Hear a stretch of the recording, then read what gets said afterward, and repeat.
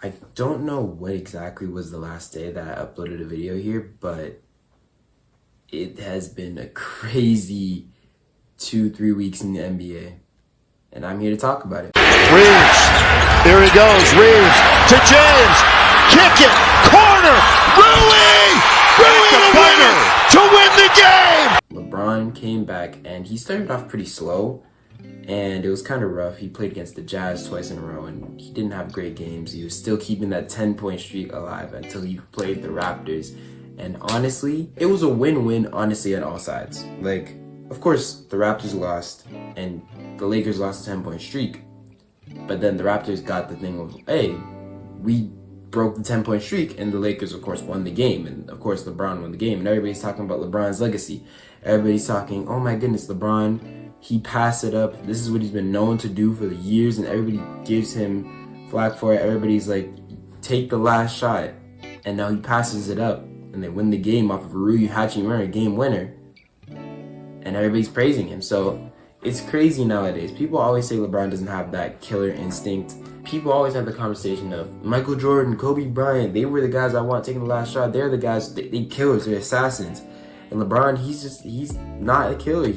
I'm not scared of LeBron. He's gonna pass the ball, Man, LeBron won the game though.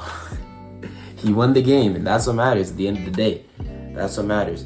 And it's getting to a point now, LeBron has played a few games, and he's been really good in some of them.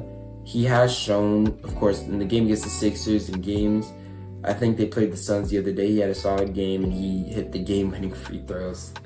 But yeah, that was an entertaining game. But overall, the Lakers are good, but LeBron is getting older. As much as people are gonna say that he's not washed and he's still top play, he is getting older. He's not top 5 in the NBA anymore, which is crazy to say because he seems like he's at least been in those conversations for years, and now he's not even in those conversations. Like, you could probably name 10 players in the league right now, maybe even 15. I saw a top 25 list the other day where LeBron wasn't on it. So, and it's not that crazy to say that. But now with the older LeBron, you still have Luka and Austin Reeves. The question is, what is the Lakers' ceiling? They have had some issues defensively recently. As we saw in the playing game, they couldn't really do much with Stephon Castle and De'Aaron Fox. Spurs cooked them. And this is a young Spurs team. We're going to get to the Spurs later. But you got to ask, what is the Lakers' ceiling? Are they going to be able to beat the Thunder? Who knows? Luka, you have Luka. So hypothetically, you might be like, oh, well, you have Luka, you can beat anybody. But they had Luka last year, and they lost in the first round to the Timberwolves. Timberwolves aren't even a top 6 team in the Western Conference right now. The Timberwolves, if I'm remembering correct, oh no, they are top 6 actually. They are top 6. They're exactly 6th. But then you still have the Spurs who you just lost to, the Rockets, the Nuggets, and the Thunder. And you really gotta, man, it's tough. It's gonna be interesting to see how this top 6 is really interesting. And I think in the playoffs, the 3 to 6 and 4-5 matchups are going to be the most interesting matchups, because after the top 6 you still have some good teams, but the top 6 are the real teams you're looking at as contenders. And even then, the Spurs are kind of questionable. I guess you could really eliminate who you want, but we're going to talk about that later. There's a lot we have to talk about in this video. But before we go to anything else, let's rotate over to the other team in LA, the Los Angeles Clippers. Welcome back to First Take. Big news in the association, where early this morning Chris Paul posted to his story on Instagram that the Clippers were sending him home to LA from Atlanta, where the team plays later on today. The Clippers released Chris Paul out of the blue at 3 a.m. I was awake actually, and I remember I looked at my phone. I'm like, Chris Paul? Chris Paul? Why did they release Chris Paul? They said, hey, Chris Paul's not going to be with us anymore. There's been a lot of time now. People have had time to digest and figure out what's really going on. We've heard lots of reports. Initially, it was, hey, Chris Paul was getting a lot of stuff in the locker room. Like, he was having some trouble in the locker room. He was saying a lot of things that we didn't like, so we let him go. And now, NBA media, NBA fans are like, hey, y'all are, what? At the time, they had 4 wins in the season. So people are looking at them crazy like, hey, y'all sucked. Why are you mad that this guy's calling you out when you guys suck? And then, since time has passed, or I've heard a lot of perspectives, I should say, where they're saying it was like kind of reasonable because Chris Paul wasn't exactly the best guy in the locker room. And I mean, he's gonna call stuff out. I guess that's his reputation across the NBA. But I've just heard more people defending the Clippers for releasing him recently. And now, of course, the discourse has died down, but people are wondering what's next for the Clippers and what's next for Chris Paul. The Clippers are still horrible. The Clippers are currently, they're 13 seed now. Still not good. They're 6-19, 13 seed. The only two teams worse than them in the Western Conference are the Sacramento Kings, who have no sense of direction, and the Pelicans, who also don't really have a sense of direction. The Clippers currently have bottom 10 offensive rating. Their defensive rating is bottom 5. It's bad. And so they're not exactly the worst team in the league because the Eastern Conference exists, but they're really, really bad. The defense isn't working. They're all old. Brook Lopez is there. Bradley Beal, I think, is out for the season. And Kawhi has been better recently. But man, it's not. What's the next move? I don't want to talk too much about basketball specifically. This video is about basketball. But I don't want to talk too much about the specifics of what's going on the court because I've been busy these past 2 weeks with final exams, and I haven't had time to watch as much basketball as I would have wanted to. So I don't know every issue that is going on court for the Clippers. But I guess a question to ask would be, what do you do next? Let's say, because you want to make the playoffs, you want to do good with this team, but realistically, let's say right now, the Clippers are cooked. They have no first round picks. Their first round picks is with the Thunder. So, what next? Do you go into a rebuild, or do you try to salvage this? And how do you salvage it? How do you turn this? I don't think there's really a chance that you turn this into a contending team in 2025, 2026. Because when there is a Shai Gilgeous-Alexander, there is Nikola Jokic, there is a Houston Rockets who have a team of Kevin Durant and Şengün, there is a Luka Doncic, there is a Victor Wembanyama, there is an Anthony Edwards. Those six teams. Do you think the Clippers, even in the next 2 years, can have any chance to rival any of those 6 teams?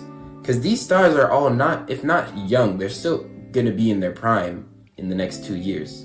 Jokic is 28, 29 years old? He's still going to be insane. Shai's young, or not young, but 26 maybe. Luka's maybe 26. Wemby just got here. And it's I think Ant might be 24. You have a lot of guys here, and the league, these younger teams are coming up, and they're insanely good. And the Clippers are an old team. There's no chance they really have to compete against these other younger teams.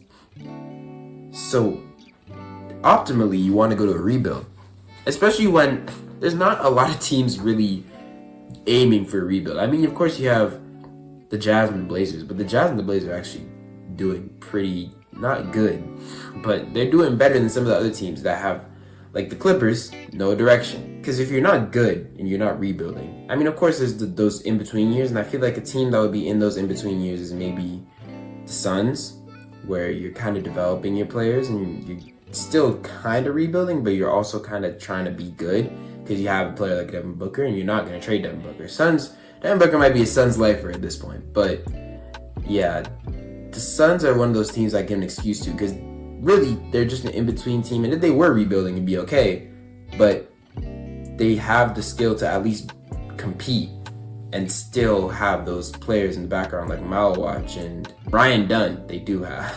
I was struggling to think about who they have down there on the bench, but you know what I mean?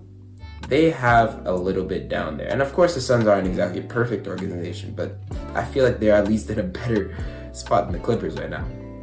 I talked a lot about the Clippers. What I'm trying to say is, what is the next move? Maybe it's trading Zubac and trying to get another team's first round picks. And there could be, I saw the idea of trading Zubac to the Celtics the other day. Celtics, like a team that needs a center. Hey, I wouldn't mind Zubac on the Raptors at all. Actually, trade Zubac to the Raptors, please. I would do that in a heartbeat. because the Raptors are in desperate need of a consistent center. Pirtle's there, but Pirtle gets injured, and then when he's gone, we have nobody else to really do anything. So Zubac, trade Zubac to the Raptors, please. No, but yeah, is Zubac the one to go? Are you going to trade James Harden? I've heard James Harden to the Timberwolves in some recent reports. Or not reports, but like mock trades. I've seen a lot of that. So those are questions that the Clippers, I think, have to start asking. Because right now, the way it's going, you're not going to win in this Western Conference. I think it's best to go for rebuild. And it sucks because you guys already suck. If you guys continue to suck, then OKC gets your picks. And they don't even have just this year's pick. They have, I think, the 2028 or 2027 pick for the Clippers as well. So that's something the Clippers have to think about. It's kind of rough right now. But I feel like trading Zubac and trading Harden and then getting a lot of picks back would be ideal. And does CP3 have a home? Because I talked about what the Clippers' future is going to be like. What is CP3's future going to be like? He's old. He said he was going to retire this season. I'm pretty sure he stands to stick to that. It would kind of suck if that was his last game as a Clipper, because he hit like a 3 to cut the lead. Like they got blown out by the Heat, and he hit a 3 to cut the lead down. And like it was just like that one shot he hit in the 2022 playoffs against the Mavericks. So it's that would be kind of hilarious, but also kind of sad for CP. I feel like lots of people saying go to the Thunder. I don't think he's actually going to go to the Thunder. But if he did get a ring, that would be something. Bucks only points, a couple of free throws here from Giannis. No field goals yet. Giannis dancing in the mid-range, finding a cutting AJ Green. And that's the key. Giannis is down, Lisa. Doesn't look good. The Bucks are not good. And of course, Giannis has been out for a considerable amount of time this season. But the Bucks are 11-16. They were good before. They're 3-7 in their last 10. So that means about doing math. They were 8-9. They were mid-tier. Now they're 11-16. 5 games below 500. And they have been kind of rooted out of that top 9 in the East. Because yes, there is a top 9. What is next for them? Because people have been talking about Giannis Trades.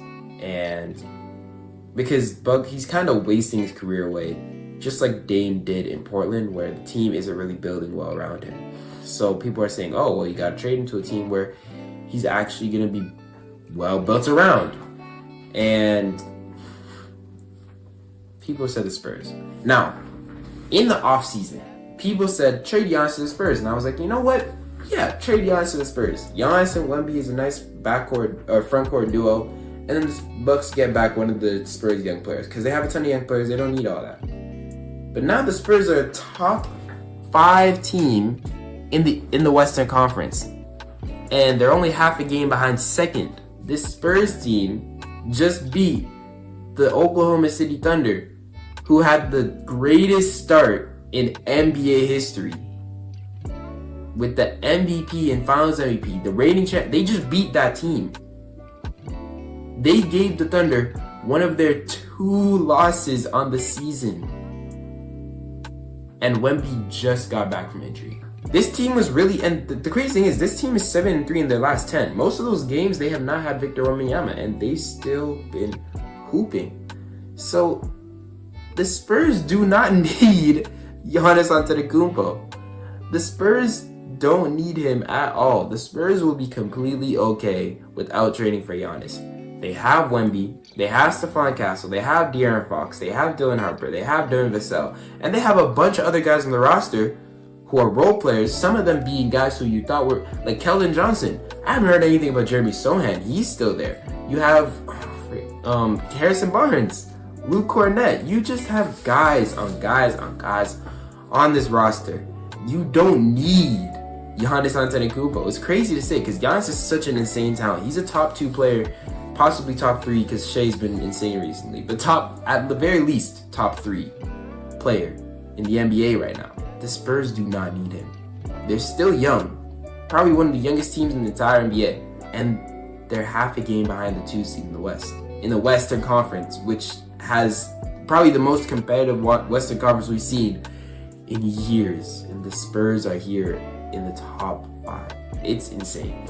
And they've been doing this without Wemby. That's the biggest thing that told me they do not need Giannis Antetokounmpo. They'll be okay. Teams have had a great young core and been like, hey, let's trade them all and get the superstar. Like, for example, the Los Angeles Lakers had a really good young core. Was Julius Randle part of that trade? I actually don't remember. But Brandon Ingram was in there. Lonzo Ball was in there. Kyle Kuzma was in there. They had a bunch of guys there. Josh Hart, I think, even was in that deal. And they traded it all to the Pelicans for Anthony Davis. Granted, the Lakers got a championship, but there's other times when it didn't work so well. The Brooklyn Nets, great young core. They made the 6th seed in the... Oh yeah, by the way, the Lakers didn't make the playoffs the year before they got AD. So that is something to keep in mind. But then the Nets made the 6th seed. The Nets, with D'Angelo Russell, they had Nick Claxton. No, not Nick Claxton. They had Jared Allen at the time. Yes, they had Karis LeVert. They had Spencer Dinwiddie. That Nets team was like really fun. That was the ice in my veins D'Angelo Russell year when he was an all-star. And then they traded that guy and a bunch of others to the Golden State Warriors for Kevin Durant. Or they didn't trade a bunch of others, but really the main thing was that they kind of let go of that era of the Nets and got Kevin Durant in. And of course, Kevin Durant was amazing. The league was like, oh my goodness, we're cooked. And then they didn't make it past the second round.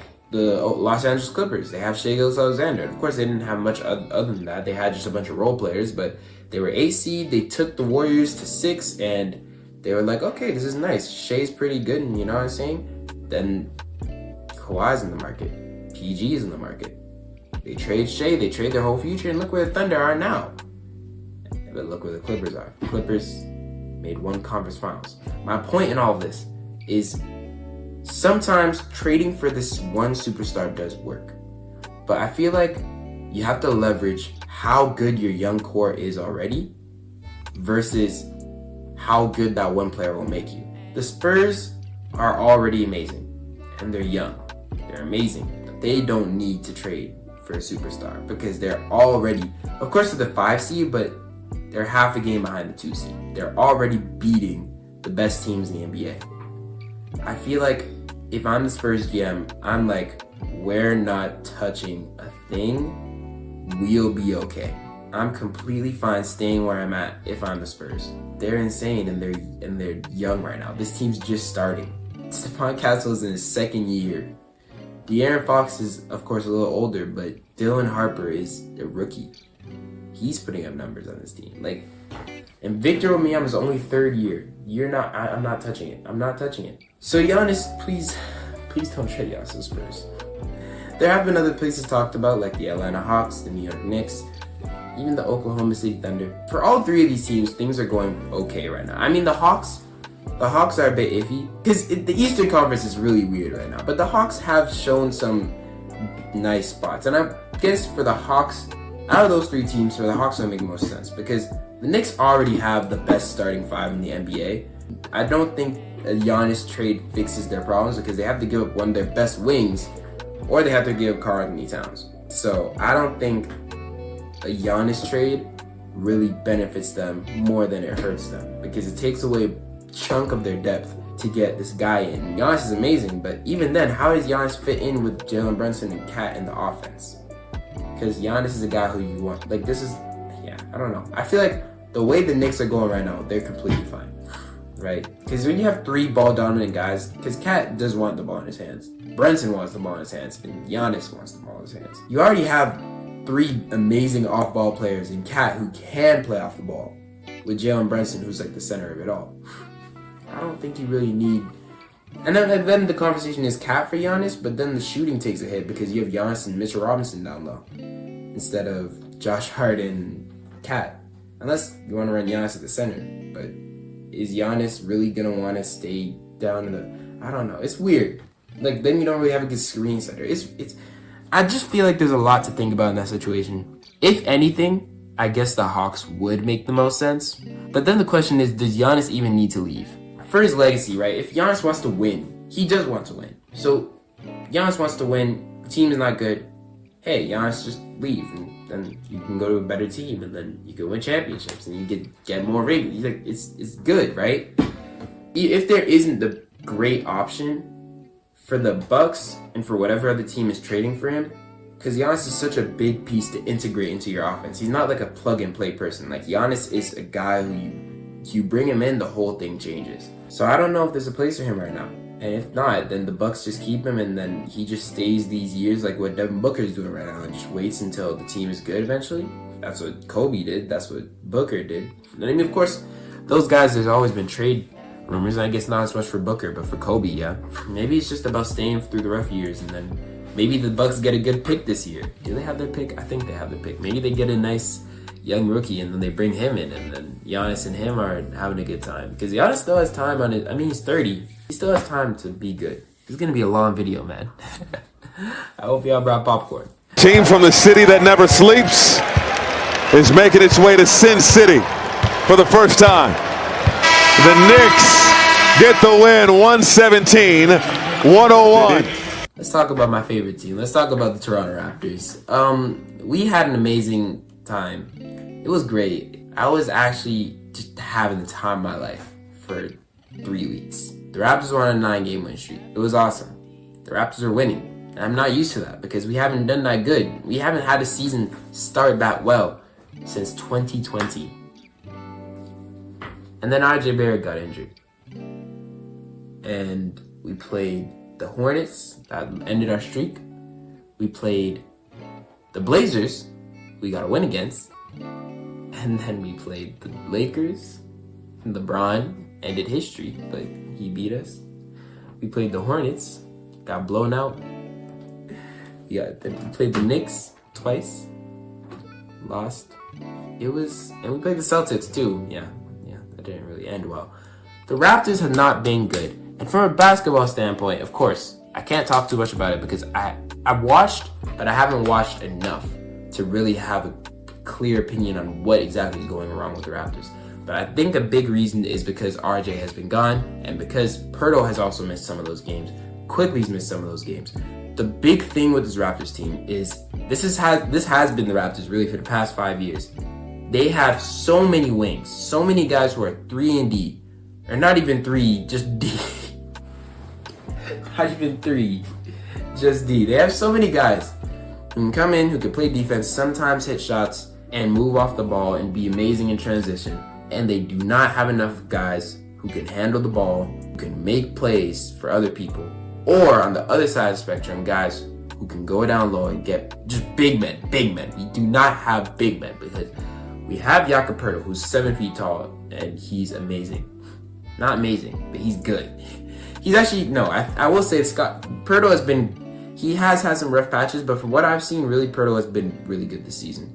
Working with Scotty, working with Quickly, working with RJ, like the way he's been moving in the offense, the way he's been working on defense, his defense has been okay, but I've liked what I've seen from Poeltl personally this season. But when he's out, because he has been out a lot this season, it's rough.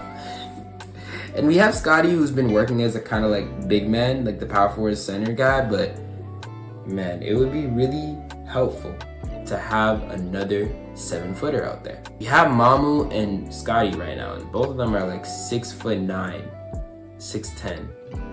And Mamu's not a defensive guy down low. Scotty is, but Scotty can't be the only guy we're relying on for defense. Because Scotty does so much on the defensive end. He's guarding all 5 positions. I saw a post the other day where Scotty is a top, according to variation of positions guarded. Shout out to whoever made the post. I actually should find it. It was really good. Tip off ball on Instagram.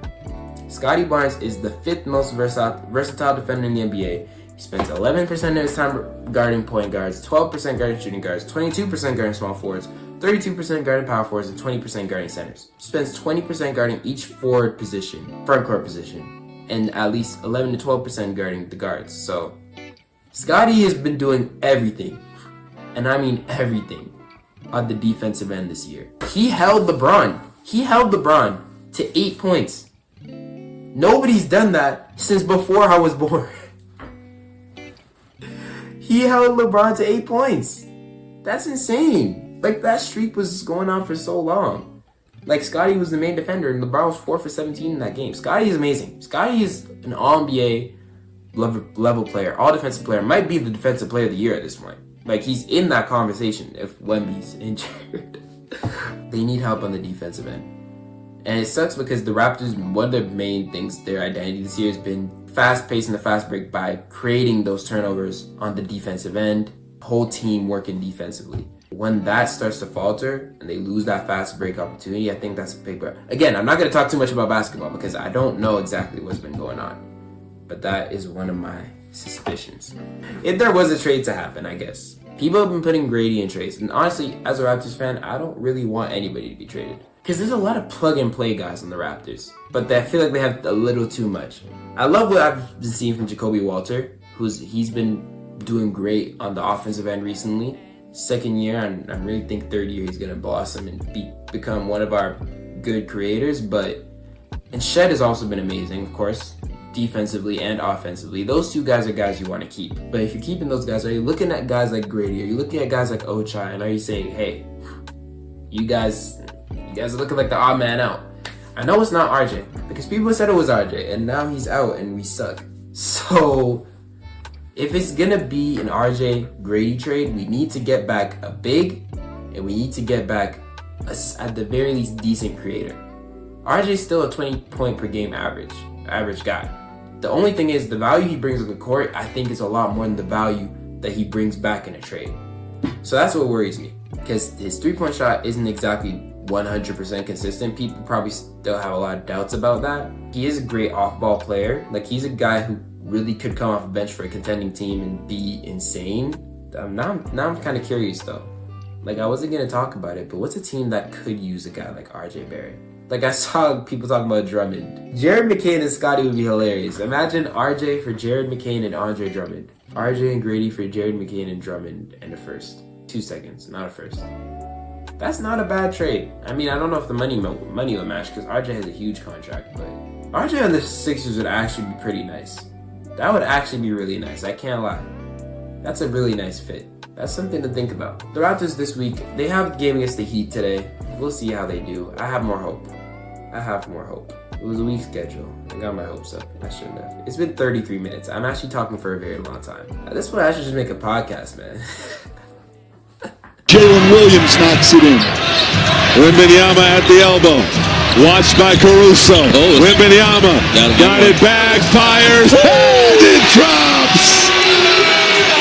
I love that he talks a lot of smack, man. I love that. Let's talk about recent hoops. The play-in tournament was this past week, and it was entertaining. It was great, actually. We got to see the quarterfinals and the semifinals, and most of the games were good, but especially in the Western Conference, we saw some great hoops. Magic beating the Heat, Knicks beating the Raptors. Both those were kind of blowout games. Desmond Bane's been hooping, but then he went against the Knicks, and Jalen Brunson dropped 40. And Jalen Brunson's been insane recently. I do have to give him some love because he's been really, really good. The Knicks have overall been great. Josh Hart's been working.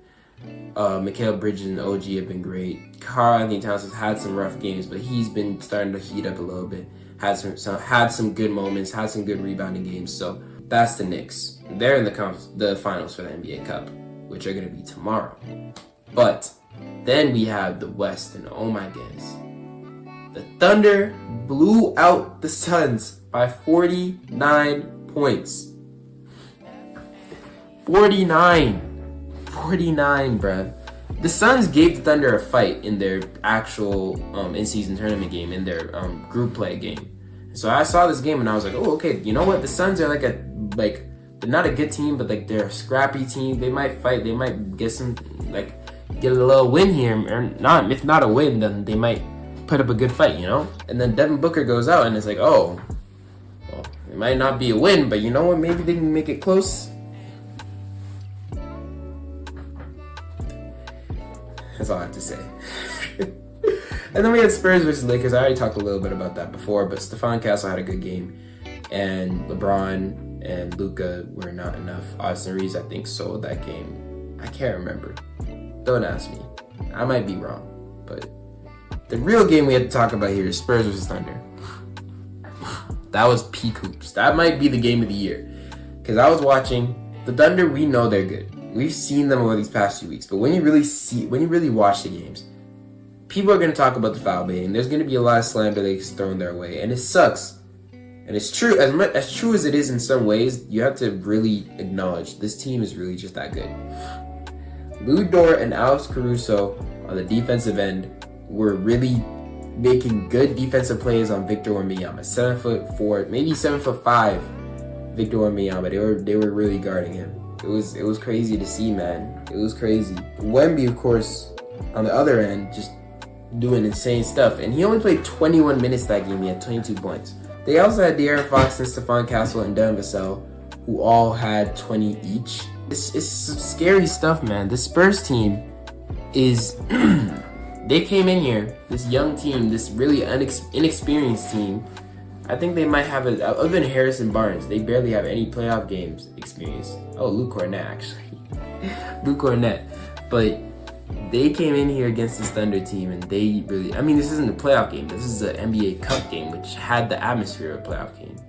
Even though it was played in Las Vegas, it was still very intense, and they really came in here and won. OKC, there's a lot of things that went wrong, a lot of shots that didn't go down. J-Dub didn't have a great game offensively. Shea didn't have a great fourth quarter offensively. He still put up 20, which is just Shea Gilgeous-Alexander at this point. But Thunder lost. And when I saw that, I was like, yo. I saw a post on Instagram, every Goliath has their David. But I don't even think the Spurs are like a David. The Spurs are really out here. The Spurs are really, like, they're not exactly underdogs, is what I'm trying to say. The Spurs are really out here hooping. And Victor Wembanyama is a different breed. Maybe Victor Wembanyama is David. I don't know. That Spurs versus Knicks NBA Cup final is going to be interesting. I wonder, because like I said, the Knicks have the best starting five in the NBA. I wonder how the Spurs are going to do against that. With Victor versus Cat, you got De'Aaron Fox versus Jalen Brunson. The Knicks, of course, are... Actually, I don't know who's the better. Technically, the Knicks are the better team by record, but they also are in the Eastern Conference. Wait, do the Knicks have the better record? The Knicks are 18-7. The Spurs are 18-7. Wow, so they have the exact same record. Okay, it's gonna be a good game. It's gonna be a really good game. One thing I will say is it sucks that the Thunder are getting a lot of slander because they are actually a really good team. Yeah, man, they did lose, and the league rejoiced. Man, it was crazy. NBA Cup was for sure a good decision by Adam Silver. That's the last thing I want to say about that, because people were wondering how to make people care. It's crazy that they found a way to make people care about an in-season tournament more before they found a way to make them care about All-Star Game. But it's also because like these games actually matter. There is prizes, extra prizes for winning these games, and also like these games also do count toward the regular season. So I guess the final game won't count. We'll see, man. I'm excited. We haven't had a team win the NBA Cup and the NBA Championship in the same year yet. And now when it comes to yesterday's basketball, finally, 39 minutes into the recording, I watched 3 games myself. Washington versus Indiana, Atlanta versus Philly, and Golden State versus Portland. There were other games that went on, and I'll talk about those ones. But to start off, the Pacers suck. I don't really have much else to say about it. Nembhard was horrible. Siakam was really clamped defensively by the Wizards. Yeah, without Tyrese, man. Without Tyrese, man, we did not really... people really underrate how important Tyrese is to this Pacers team, including me, because, man, this Pacers team is good, but this year they have not been... I mean, also Miles Turner's gone, but... Oh, the Wizards, I will give them props, because they did have a solid game. Marvin Bagley. Did not expect to see a double-double insane rebounding game from him, but that was another issue for the Pacers, rebounding. But I guess they don't really have that many big men right now. I don't know if Obi Toppin, I'm pretty sure Obi Toppin's injured. Jay Huff is really their guy. Siakam, Jarris Walker got some minutes. Atlanta versus Philly, and this was a good game.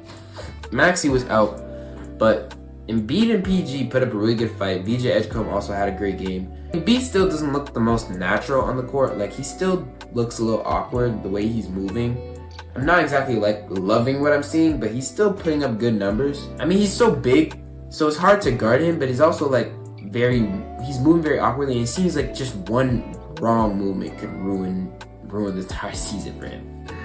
So I don't really have high hopes for the 76ers this season, but Paul George looked good though. That was good to see. And of course they're both getting older, so you're not going to expect a lot, but something to look forward to. A little bit something. Then Golden State versus Portland. That was it was funny because every time I looked at the screen, Steph Curry was missing some shot. And I was like, yeah, I don't know if Steph's having a really great game. And then I look at the scoreboard and he has 40. And I'm like, yo, he's got Steph at 48. But he also missed the game-winning layup, or go-ahead layup. And he turned the ball over in a crucial moment. And he was part of the reason why they lost. But he was the only reason they were still in the game. It was an insane shooting night from the Blazers. I criticized them before for shooting a lot of threes, but today they made all of them. Today they made all of them. I can't really give the Blazers too much for shooting 2 threes today, but yeah, Jeremy Grant had a heater. The Warriors kept leaving them open. I think it might be just an issue with the Warriors' defense, because it seemed like there was a lot of miscommunication on that end. Still a great game from Curry. Great game on the Blazers side. Great game to watch. It just kind of is unfortunate. I just don't... Again, like, this Warriors team, I don't know how much I trust them. Can they take down a team like the Rockets again this year? I don't think so. Will they make it like to the second round? Because I don't think they're even cracking that top 6. Because that top 6 is lethal. And so if they can't make it to the top 6 to face a 3 or 4 seed, you're either facing the Nuggets or the Thunder. Maybe you're facing the Rockets. Maybe you get lucky and you face the Spurs, but... is that even getting lucky because they have a 7'5" demon? Maybe you get lucky you face the Timberwolves, but are you really getting lucky because you have Anthony Edwards who turns it to another level in the playoffs? Yeah, the Warriors don't look too good. In other news, the Bucks lost to the Nets and the Cavs lost to the Hornets. 2 more disappointing teams losing to teams that they shouldn't lose to. The Bucks don't have Giannis, so I guess you can't give them too much flack for that, but it's just kind of unfortunate because they did beat the Celtics last week. Bucks can be good, but Kyle Kuzma, you can't trust that man to run your team. Cleveland, I don't have much to say about them, man. They just kind of suck. Like, they're the 8 seed right now. Because let me actually talk about this Eastern Conference. It's really been insane. You have the Pistons at the top and you have the Knicks right behind. But then, from the 3 seed to the 9 seed, there is a 1-game difference in separation. You have the Celtics, the Magic, the Raptors, the Heat, the 76ers, the Cavs, and the Atlanta Hawks. And after that, you have the Bucks, and then it gets bad because the Bucks are 5 games below 500, so it's really rough after that. But those 6 teams, 7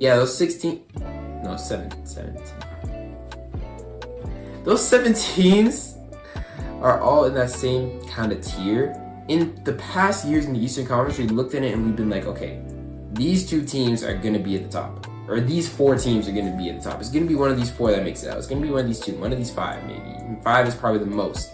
Last year we had the Celtics and the Cavs. Everybody thought it was going to be those 2. And of course those 2 teams both lost in the second round. But still, the year before, everybody was like, oh, it's the Celtics. And then the year before, oh, it's the Celtics Heat. Year before, Celtics Heat.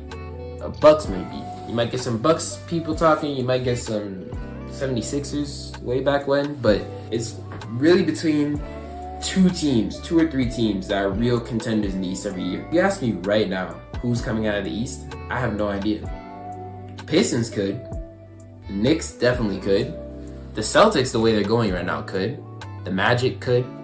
Like, I saw a post the other day, and it was showing different finals matchups, and it's clutch points. Clutch points is...